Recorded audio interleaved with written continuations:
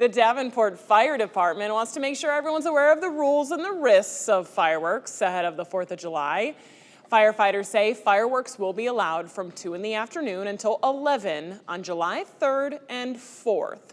But the city is now working on limiting that window, possibly passing an ordinance to allow the use of fireworks from a smaller window of 5 to 10.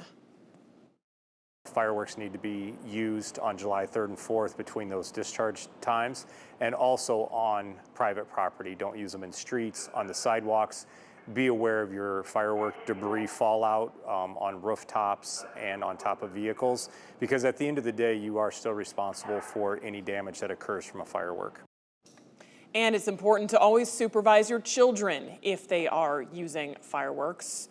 The department warns sparklers cause 1/4 of all fireworks-related injuries. And you know they can get very hot, reaching 1,200 degrees, could cause serious burns.